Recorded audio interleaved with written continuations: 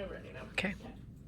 Okay, today we're going to be talking about about themes and figurative language, specifically in the poem Fire and Ice by Robert Frost. I handed out to you guys the poem on some pieces of paper just so you guys can have it in front of you. We'll look at it on the slide deck, but I'll ask you some questions later that you might want to look back to the poem for references. Okay, so just to start off, a little information about Robert Frost, the author of Fire and Ice. He's a really well-known poet throughout the whole world. Fire and Ice is one of his most well-known poems. He was born in 1874 and he died in 1963. We're going to start with the first question just so I know what your guys' baseline is with theme. So if you guys could log into this website, type in this code, and then answer the question. We'll wait a few minutes while you do that, and then we'll just discuss it out loud. The website is just for me to go and look at your guys' answers if I want to later and what you guys said, but we'll just talk about it out loud for now.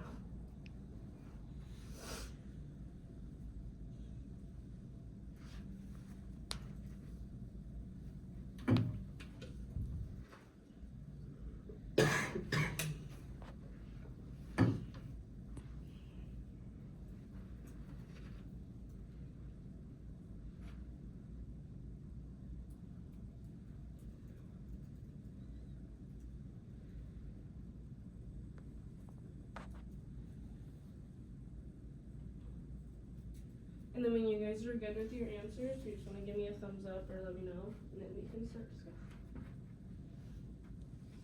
Good? Okay. If you guys want to name some of the words you guys might use for theme or how you would describe it. I just said like kind of the main point of like any story or writing. Mhm. That's kind of what I said. I said the main idea. Mhm. So you guys are pretty close. So I'm gonna go over the definition of theme a little bit more in later slides, but you guys hit it pretty spot on. The only main difference is kind of that theme it's like a lesson, yes, but it has to do with human connections, emotions, and kind of society. Not really like a math lesson you learn. It's kind of more of a hidden message. Okay, and then here's Robert Frost's poem, Fire and Ice. I gave it to you guys if you guys want to read it for a second. I also added in the YouTube link for the audio version. It is like 30 seconds because it's short, but in case you guys want to listen to it, you can. But I'll give you a little bit of time to read through it.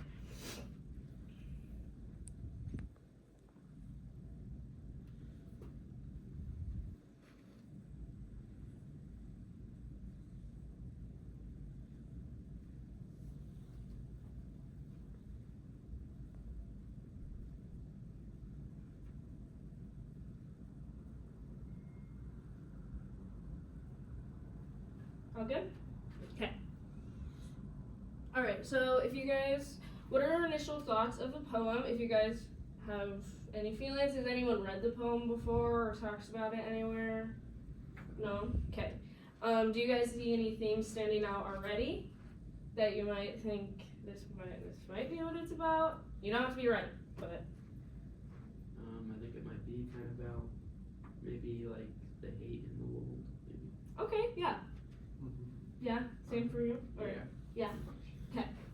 Okay, pretty close, but there's a little bit more. So we're going to define theme first and figurative language, because like I said, figurative language is important when you're talking about theme. So the definition for theme is going to be a central idea or message or insight that the writer wants the readers to understand from the reading. And you guys already stated this when I asked you guys the first question, but you guys are just kind of missing this part. And this is the important part, that it's a message about life, human nature, and society that hides in the text.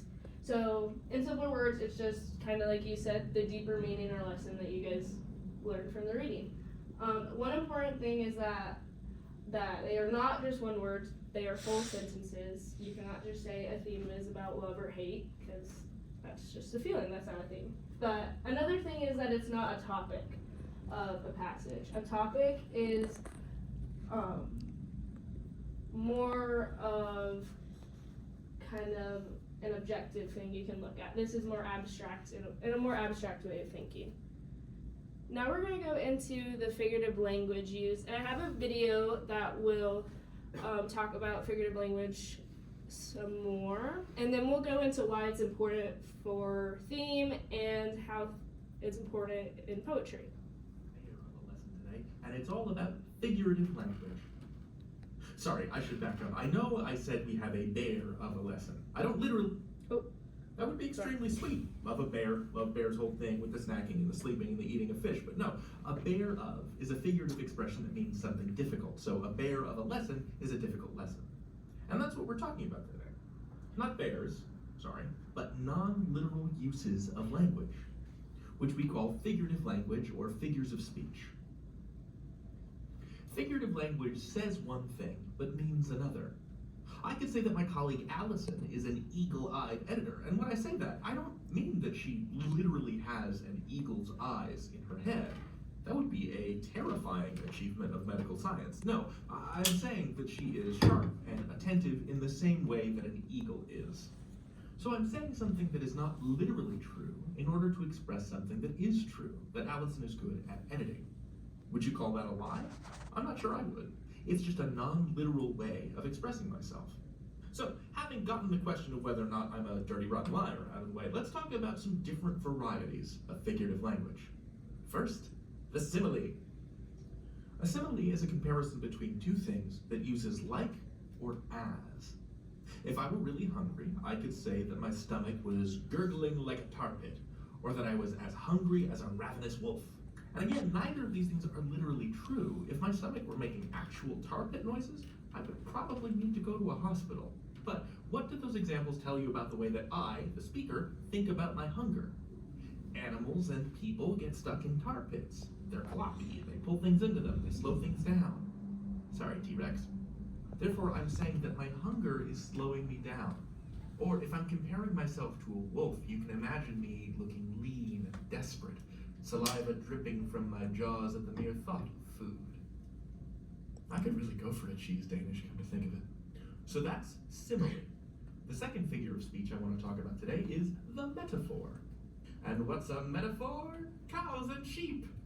Sorry, I couldn't help it. No, a metaphor is not a meadow for. Metaphors are another way of comparing two things, but this time there's no like or as. We're walking this language tightrope without a net now. You aren't signaling with like or as that you're making a figurative comparison, so you have to use context to communicate clearly.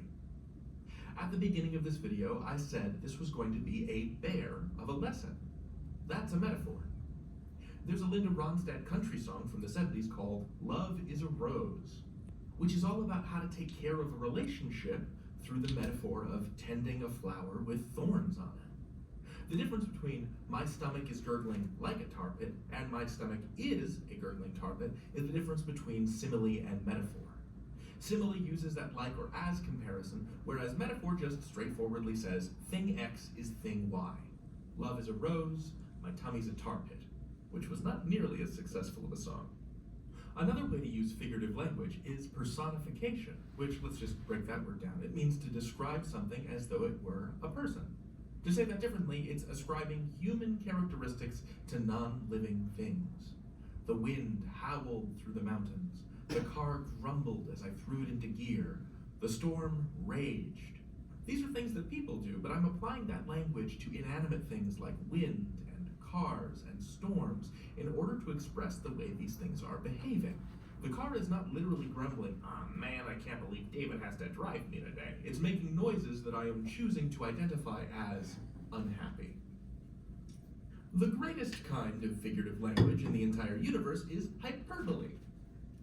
By exaggerating, I'm expressing emphasis and importance. This summer, I'm going to read 1,000,000 books and eat a literal, actual ton of hot dogs.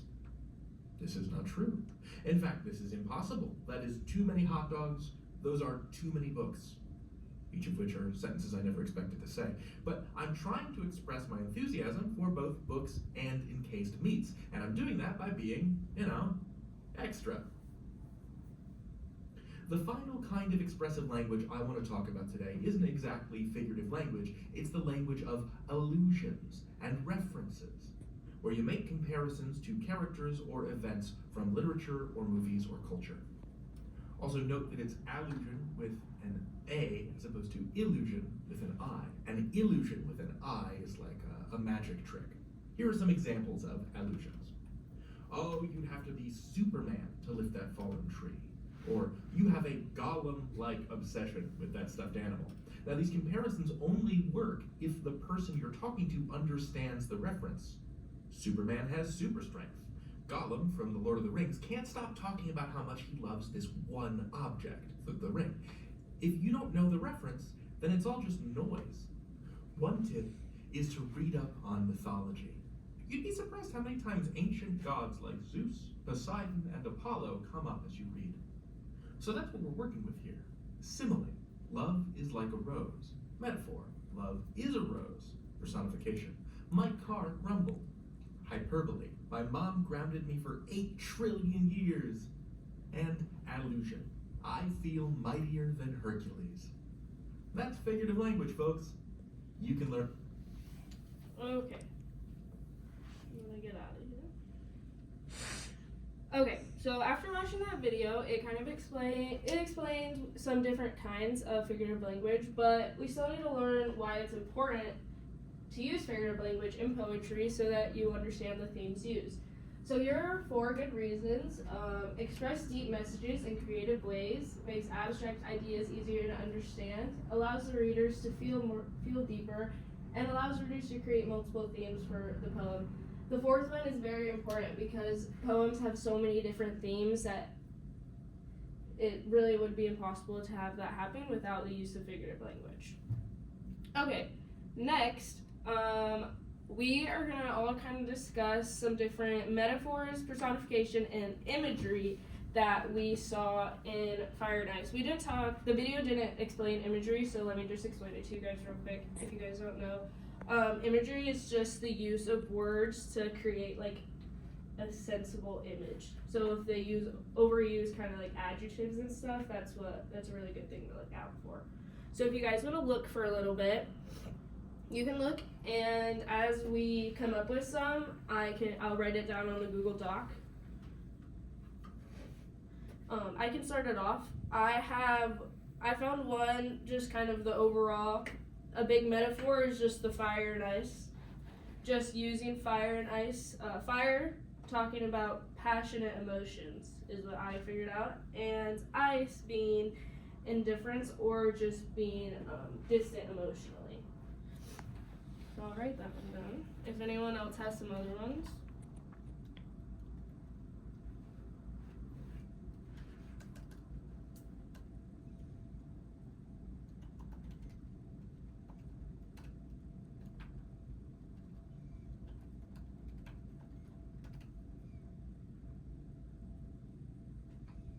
Okay, does anyone see any personification in there?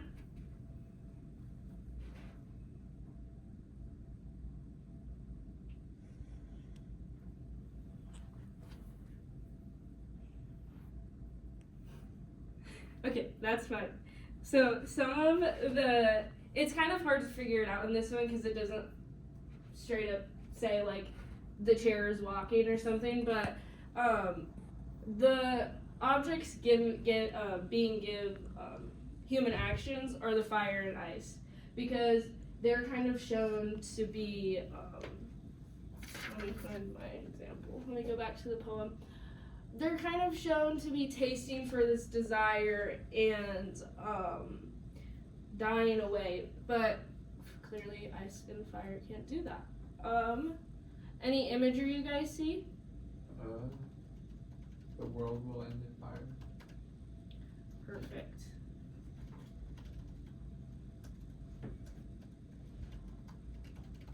Yeah, that's a great use of it. One example I had was tasted of desire. This helps the readers feel a sense of intense emotion. So that's kind of another job of imagery, to intensify the emotions used. So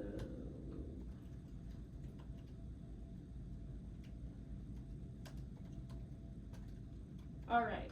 Oop, I have an extra. Okay. So my overall theme that I came up, like I said, there's poems have different themes for everybody. It's kind of what you make out the poem to be about. But what the internet says and what I think the theme of this poem is, the main theme, is that destructive power of human emotions such as passionate desire and distant emotions are both dangerous when they work by themselves. When they work together and you feel sometimes or you don't feel as much, it's a lot more even. And then I kind of described what passionate desire is, and those are the feelings of being angry, greed, or intense love. And distant emotions include hate, indifference, or just distant emotionally completely. Does anyone have any themes that they think are from this poem that I didn't say? No? Okay. Okay, and now we're gonna do a little activity. So you guys are gonna choose your own theme and write a really, really small poem. It can be like 2 lines using at least one form of figurative language. I'm also gonna do it and I'll share mine with you guys. So if you guys wanna share too, you can, but you don't have to. So if we wanna work on that for like 3 minutes, and then we can use the last 2 minutes to share if you want, and I'll share mine too.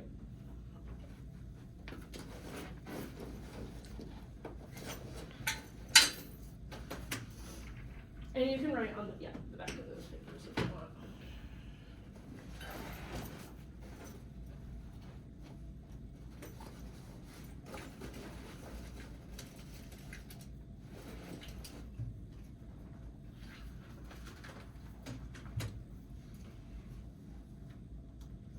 And this is kind of a big ask to pick a theme, and you can kind of just, I said themes aren't one word, but I would go off of like an emotion and make a theme out of that kind of. So if you're going for like a happy emotion, you could go of the theme of